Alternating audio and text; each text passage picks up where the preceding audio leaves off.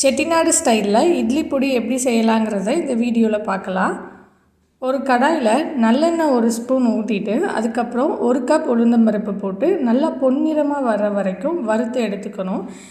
இந்த மெஷர்மெண்ட் எல்லாம் நான் டிஸ்கிரிப்ஷன் பாக்ஸில் கொடுத்துருக்கேன். மறுபடியும் நல்லெண்ணெய் கொஞ்சம் ஊற்றிக்கிங்க. அதுக்கப்புறம் துவரம்பருப்பு 1/2 கப் போட்டு நல்லா பொன்னிறமாக வர்ற வரைக்கும் வறுத்து எடுத்துக்குங்க. அதே கடாயில் அதே மாதிரி கடலைப்பருப்பு 1/2 கப் போட்டு நல்லா பொன்னிறமாக வர்ற வரைக்கும் வறுத்து எடுத்துக்குங்க. அடுத்ததாக காஞ்ச மிளகாய் போட்டு வறுத்து எடுத்துக்குங்க. நான் இன்றைக்கி 30 காஞ்ச மிளகாய் எடுத்திருக்கேன்.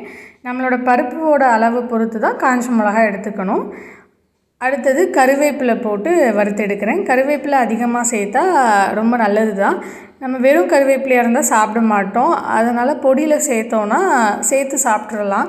அதனால நான் இன்றைக்கி கொஞ்சம் அதிகமாகவே சேர்த்துருக்கேன். கருவேப்பிலை அதிகமாக சேர்க்கறதுனால பொடியோட கலர் மட்டும் க்ரீன் கலரில் மாறியிருக்கும். அதுக்கப்புறம் பூண்டு, 4 கட்டி பெருங்காயம், கல்லுப்பு போட்டு வறுத்து எடுத்துக்கிறேன். இதெல்லாம் ஆறுனதுக்கப்புறம் மிக்சியில் போட்டு நுணுக்கி எடுத்துக்குங்க. அவ்வளோதான், ரொம்ப ஈஸியாக நம்ம செட்டிநாடு ஸ்டைல் இட்லி பொடி ரெடி ஆயிடுச்சு.